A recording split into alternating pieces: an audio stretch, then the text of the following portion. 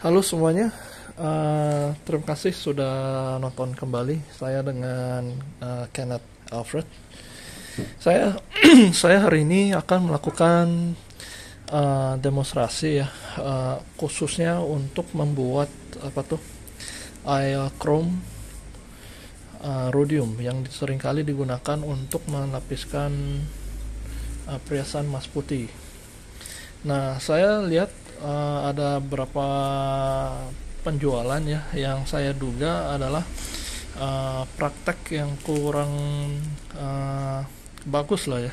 Dalam hal ini seringkali orang belinya chrome rhodiumnya itu yang sudah jadi biang, dan kendalanya ini kita tidak tahu komposisinya, apakah ini uh, sebenarnya ada rhodium atau logam lain, dan itu yang seringkali ditutupi oleh calon pembeli, di mana saya rasa itu pembeli-pembeli chrome rhodium sulfatnya itu minimal tuh tahu komposisinya dulu, dan belilah dari orang yang dari kemasan yang belum dibuka, beli dari penjual yang Anda percayakan. Dan karena di bidang biang rhodium sulfat ini banyak yang KW. KW yang saya sering lihat adalah biang yang warna merah, tapi tidak dicampur dengan air aquabides, itu tetap warna merah. Nah, rhodium ini, sulfat ini tuh bisa saja warna merah, tapi dalam kondisi itu dia sangat pekat. Kalau dia nggak pekat, dia biasanya warnanya bisa kuning, oranye, ke coklatan. Nah, itu memang produk kayak produk Jerman ya. Tapi kalau dari produk negara, saya nggak sebutkan namanya, itu seringkali produksi kemasan yang bahkan masih disegel dan akui sebagai produk Jerman, dan itu menurut saya tuh nggak gitu benar ya. Jadi di dalam demo ini saya akan melakukan demonstrasi ya. Ini saya ada serbuk rhodium, kita akan timbang. Dan setiap kali harus waspada lah ya, orang yang menyatakan dia bisa rakit sendiri, karena kimia rhodium ini tuh menurut saya itu agak sulit ya. Ini 9,26 gram ya, dan ini termasuk dengan kemasan plastiknya. Ya, seringkali orang bilang dia rakit sendiri, harus hati-hati, karena saya sendiri sebagai pelaku penelitian, saya melakukan penelitian researcher gitu, dan melakukan eksperimen kecil-kecil berdasarkan hobi ya. Itu menyadari proses rhodium ini cukup sulit dibanding dengan logam-logam lainnya, khususnya mungkin bisa emas, perak, platinum, sama palladium. Itu pun saya lihat di Indonesia ini masih belum gitu kuasai, apalagi menyatakan pengolahan rhodium dan juga membuatkan rhodium sulfat yang dalam kondisi ini harus kondisinya rhodium murni. Nah, seringkali saya mau terangkan ya, kenapa seringkali air rhodium itu suka konslet. Itu karena pengotornya itu, kalau kita timbang, ini ada nasi ya, beras ya. Ini dalam 1 liter itu pengotor itu cuma butuh cukup 15 mili. 15 mili itu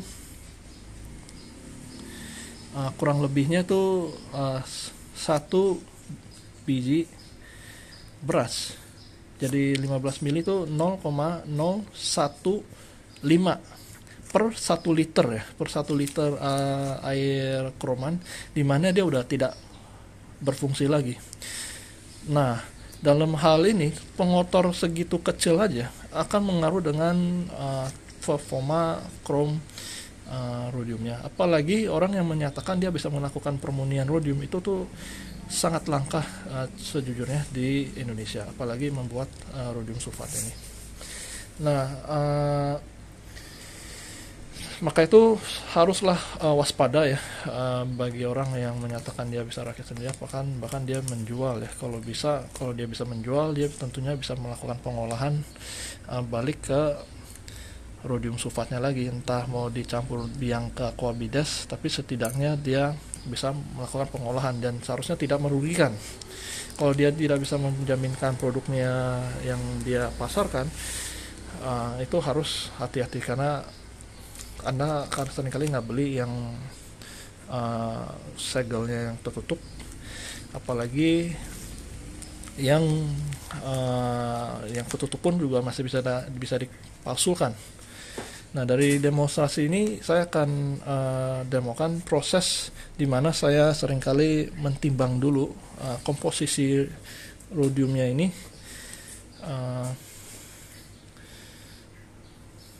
ke dalam biangnya. Ini kita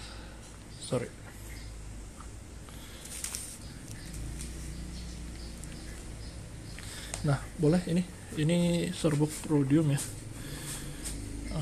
yang jadi akan bahan dasarnya untuk melapis perhiasan kita. Ini serbuk rhodium murninya ya.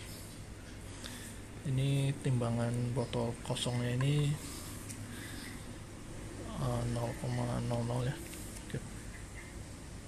Nah, kita akan tuangkan ke dalam botol tersebut ya. Pelan-pelan aja ya, sebisanya aja, pelan-pelan ya.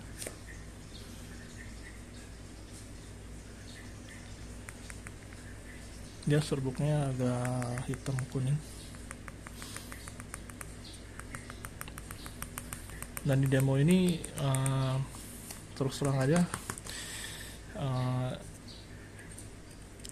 kita ingin tahu komposisinya sebelum jadikan biang, dan orang yang melakukan pengolahan pasti akan punya ini bahan dasarnya. Di sini kita ada 7,24. Ini khususnya untuk 4 gram rhodium, dan itu beratnya memang sekitar agak banyak, karena ini dalam bentuk rhodium kompleks ya, rhodium sulfatnya. Nah, sekarang kita akan timbangkan ini ya, jadi 7,24. Nah, kita akan tambahkan asam ya. Biasanya 4 gram itu diisi dengan air 100 ml 4 gram rhodium. Kita akan ambil dulu 50 ml dengan asam ya. Kita tuang 50 ml aja.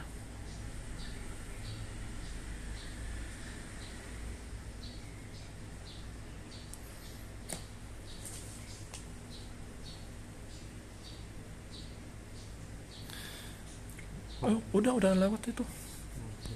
Udah lewat. Kurangin.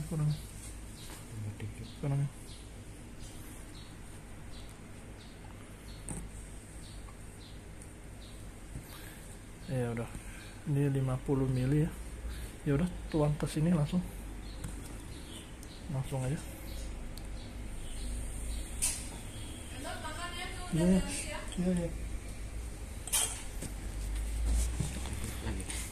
Udah. Jadi ini kita akan diamkan untuk dia reaksi dan kembali lagi setelah ini udah selesai ya. Jadi ini adalah proses pembuatan biang tersebut. Jadi kita timbang dulu ya. Kita tidak jual dalam kondisi sudah tercampur. Dan orang yang melakukan pengolahan pasti akan pahami reaksi tersebut.